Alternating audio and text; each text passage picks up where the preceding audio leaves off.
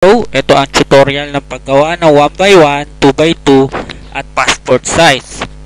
Pero itong step na to is magagamit sa 2x2 at passport size. 1x1 lang ang ating gagawin. Okay, mag-start na tayo. Mag-open tayo ng ating photo. Open tayo ng ating subject o client. Mas maganda kung pipicturean nyo ng inyong client na medyo close up para sa 1x1, 2x2 o passport. I-open natin ngayon sa Photoshop. Ito na, naka-open na tayo. Punta ngayon tayo sa craft na icon. Then sa taas, mababasa nyo width, height, resolution. I-type lang natin ang 1 inches kasi 1x1 ang gagawin natin. Height 1 inches, 1 in. Resolution 300. Then pixel over inches. Ngayon i-crop na natin siya. Drag nyo lang, left click, drag, move mula sa may chest. Enter natin. Yan na ang 1x1.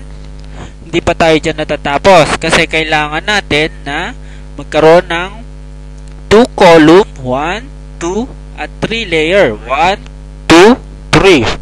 After nyan,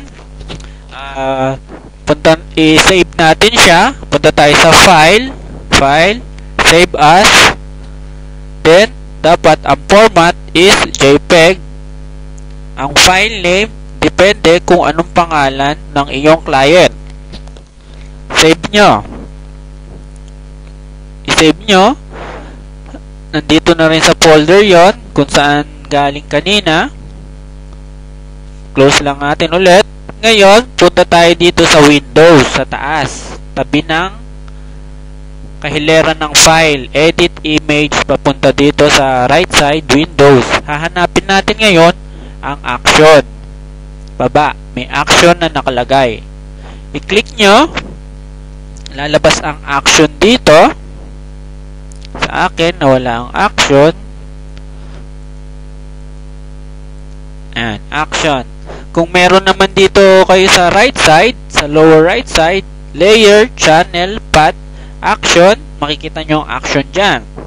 Yan ang kailangan natin, action.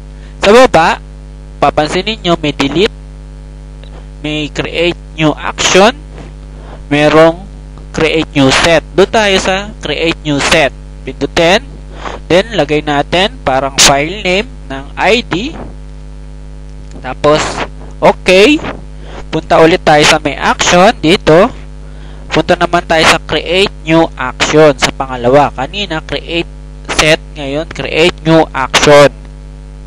Click nyo. Lagay natin ng pinaka-file name 1x1 o kaya 2x2 o kaya passport size. O kaya passport size. Medyo nag-post lang tayo 1x1, 2x2 tsaka passport size. Pasensya na dahil sa ating recording. Tapos pag click natin ng record, ibig sabihin yan, start na tayo nagre-record nyan. Kaya dapat, di tayo magkakamali record. Yan. Kung papansinin nyo, dito sa baba, may button na stop at record play. Ibig sabihin, lahat ng ating ginagawa ay nagre-record na.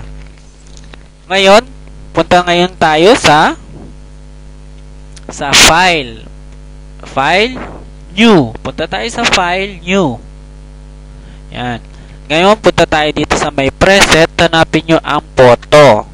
Photo. Sa size naman, may landscape at portrait. Punta ngayon tayo sa 4x6 na portrait. Then, okay. Hindi nawala yung ating client. Nandito lang siya. Kung kiklik nyo, yan. Ngayon, punta ulit tayo sa mark tool. Dito sa left side. Sa baba ng move na icon. Dapat square yung mark tool.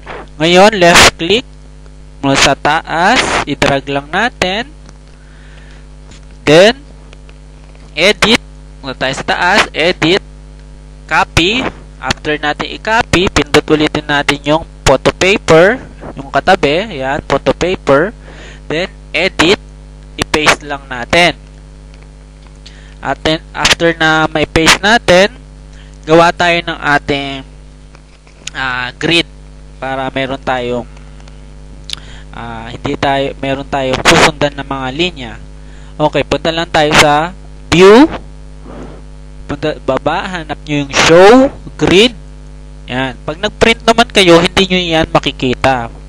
Wala yan. Punta ulit tayo dito sa baba, sa may layer naman. Layer, channel, path, action. Sa layer tayo.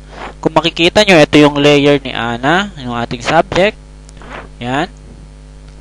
Punta tayo ngayon sa move na icon para ayusin natin ang photo ni Ana. Okay. Ayusin lang natin. Dalawang paraan para i-copy. Right click sa mouse. Then, duplicate. Then, okay. Yan na, nakopy na natin siya. Move lang. Click lang dito. Mamumove na natin siya kasi ang ating icon is nasa move. Then, okay click natin ng left click. Drag pababa. Katabi ng may delete. Then, release lang. Okay, nakopy na yan. Okay, isa pa ulit. Copy, release, move, copy, release, move. Ganyan lang naman kadali. Copy, release, move. Okay. Pupunta tayo mamaya sa second part.